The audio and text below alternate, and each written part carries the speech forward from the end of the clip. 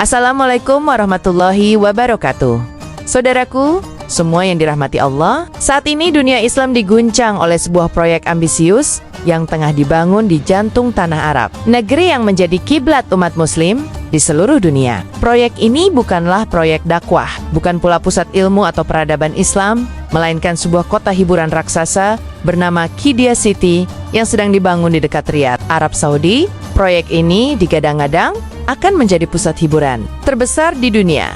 Ironisnya, proyek yang menelan dana hingga miliaran dolar ini justru syarat akan konten dan fasilitas yang bertentangan langsung dengan nilai-nilai Islam, tempo-tempot maksiat, konser musik tanpa batas, taman hiburan ekstrem, bahkan kasino terselubung dalam bentuk hiburan virtual. Semuanya dirancang untuk memikat dunia, bukan untuk mendekatkan diri kepada Allah, tapi untuk menjauhkan manusia dari fitrah iman. Bukankah ini sebuah pertanda zaman akhir, di mana hiburan menjadi sesembahan baru umat? Kami mengajak saudara semua untuk menyimak video ini dengan hati terbuka. Jangan lupa untuk like, komentar pendapat kalian di bawah, share agar semakin banyak yang sadar, dan subscribe sebagai bentuk perlawanan terhadap kemaksiatan yang dilegalkan. Mari kita telaah bersama.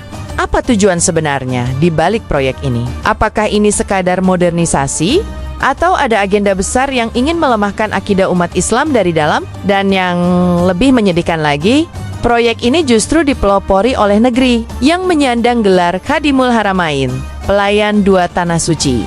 Ini bukan hanya soal hiburan, ini adalah tanda besar dari pergeseran nilai yang amat mengkhawatirkan. Mari kita buka segmen berikutnya untuk menelusuri lebih dalam. Qiddiya City pertama kali diumumkan pada tahun 2017 oleh putra mahkota Mohammed bin Salman sebagai bagian dari Saudi Vision 2030. Sebuah rencana besar untuk mengurangi ketergantungan Arab Saudi terhadap minyak dan memperkuat sektor pariwisata serta hiburan. Proyek ini dibangun di atas lahan lebih dari 330 km persegi dan akan menampung lebih dari 300 fasilitas hiburan, taman bermain, resort, bioskop, arena balap, bahkan taman tema yang diklaim lebih besar dari Disneyland. Ambisi ini memang terlihat megah secara duniawi.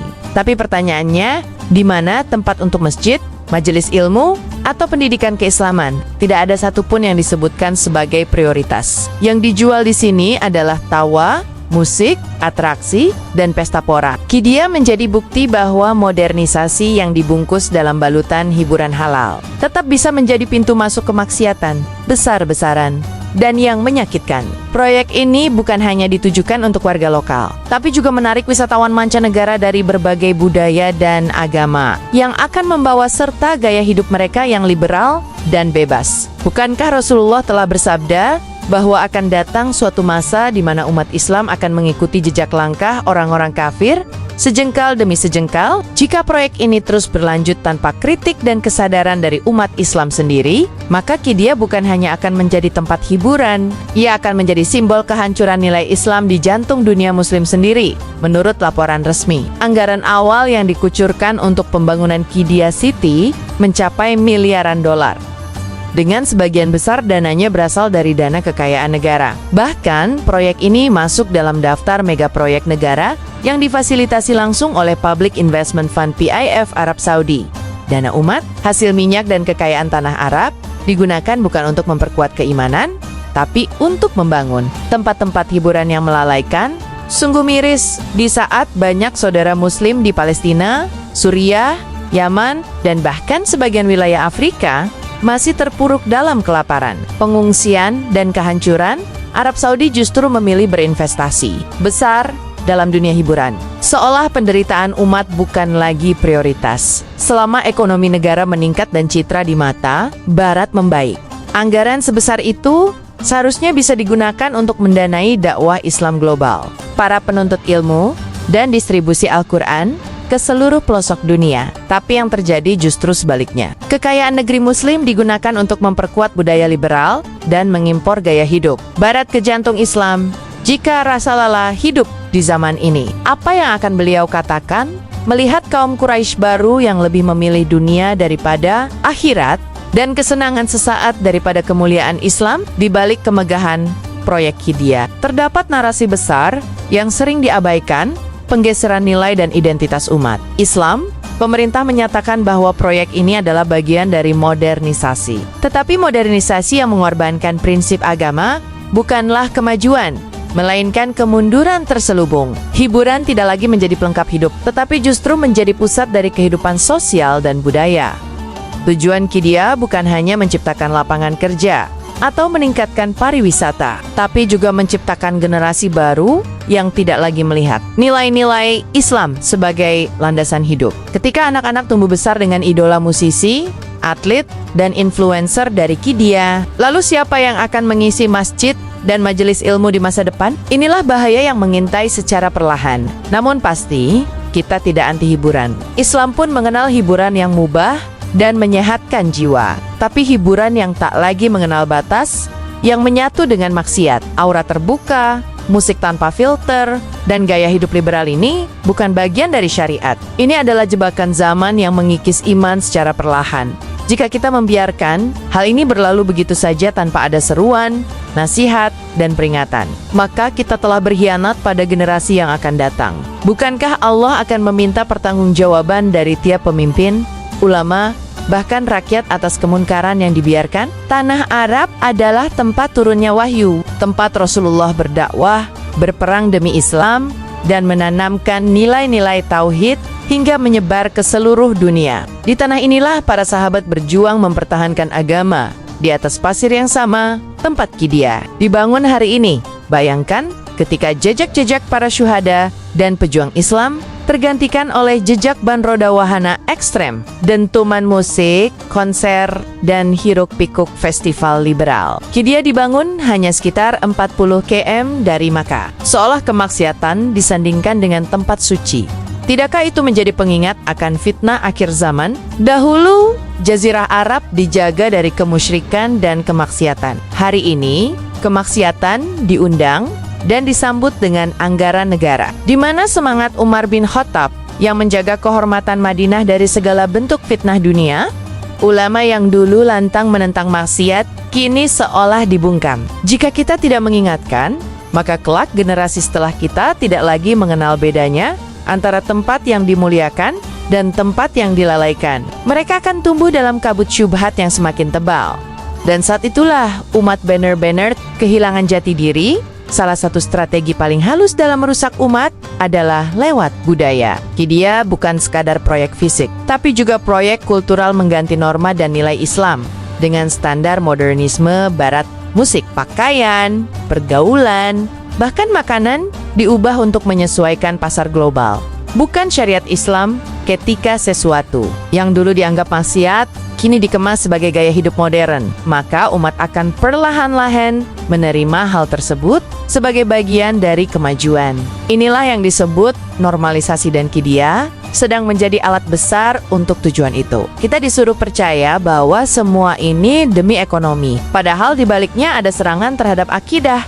Normalisasi ini juga diperkuat dengan media, influencer, dan selebriti yang disponsori oleh pemerintah sendiri. Mereka hadir bukan hanya untuk menghibur, tetapi untuk menggiring opini masyarakat agar melupakan akar agamanya. Anak-anak muda diajak mencintai musik lebih dari Al-Quran, mengenal artis lebih dari para sahabat Rasul. Bukankah ini bentuk penjajahan modern yang lebih berbahaya? Tidak terlihat senjata, tapi iman dikikis. Tidak ada darah, tapi ruh umat dirampas. Qiddiya dibangun oleh elit, untuk elit. Rakyat biasa, terutama yang tinggal di wilayah pinggiran, tidak mendapatkan manfaat langsung dari proyek ini. Fasilitas terbatas untuk kalangan atas, dan budaya yang diadopsi tidak mencerminkan akar budaya Arab dan Islam.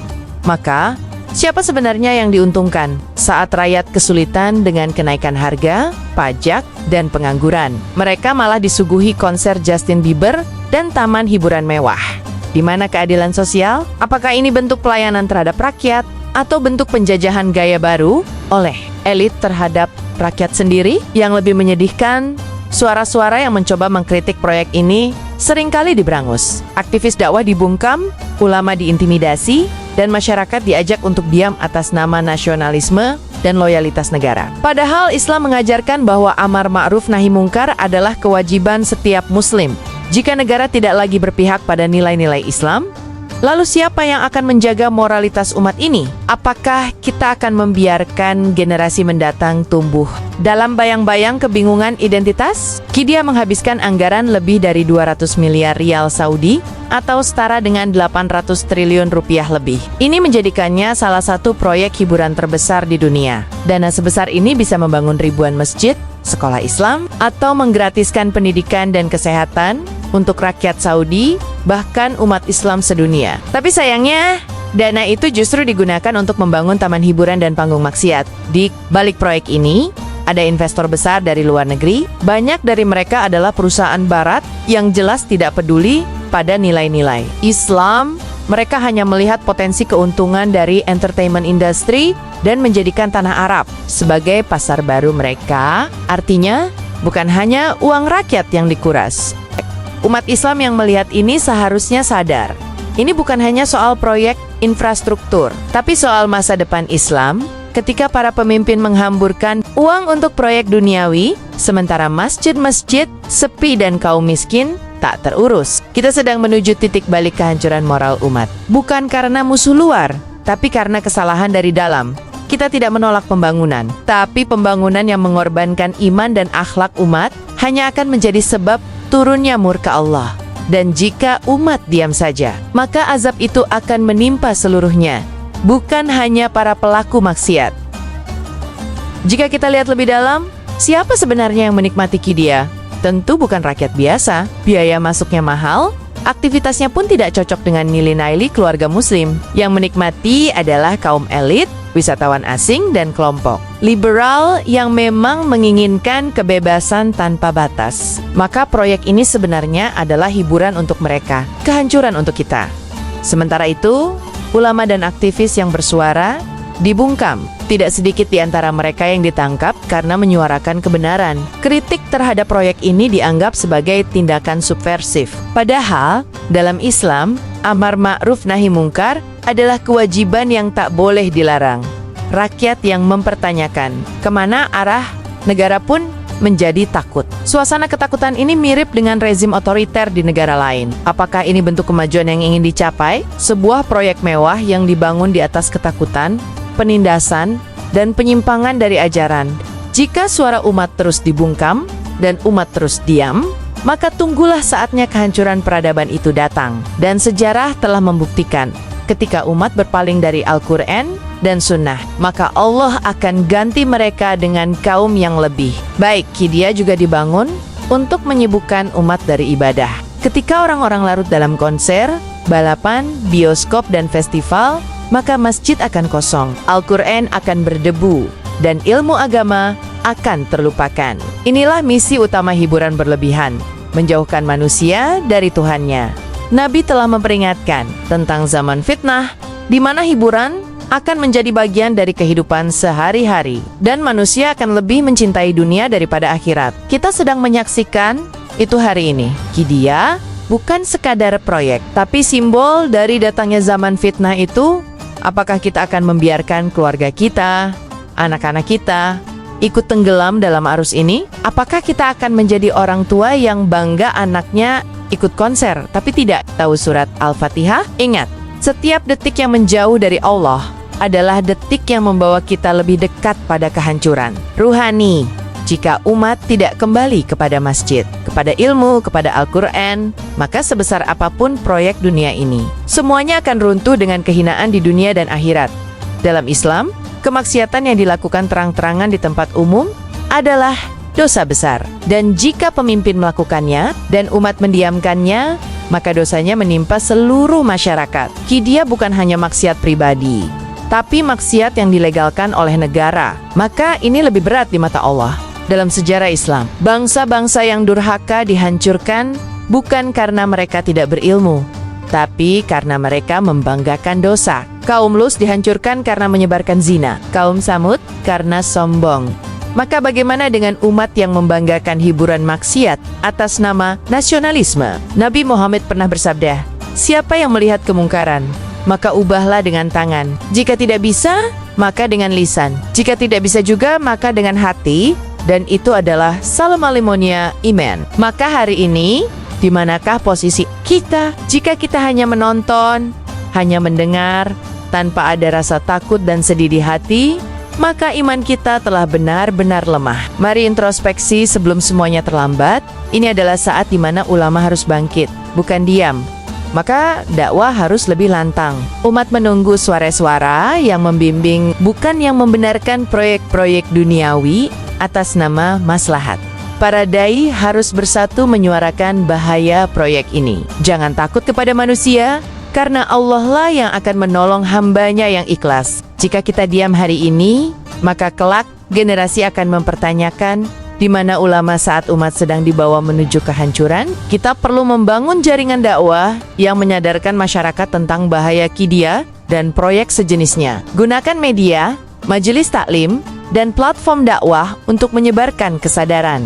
Jangan kalah dengan mereka yang menyebarkan kemaksiatan. Dengan anggaran triliunan, Allah tidak butuh kita untuk menegakkan agamanya. Tapi jika kita mau berjuang, maka Allah akan menolong kita dengan jalan yang tak disangka-sangka. Umat Islam tidak boleh diam. Kidia adalah tanda bahwa kita sedang menuju ujian besar. Tapi ingat, dari setiap ujian besar, akan lahir kesadaran besar jika kita mau mengambil pelajaran. Saatnya umat bangkit, bukan dengan kekerasan, tapi dengan dakwah, ilmu, dan kesabaran. Mari kita mulai dari keluarga kita. Didik anak-anak kita dengan tauhid dan akhlak Islam.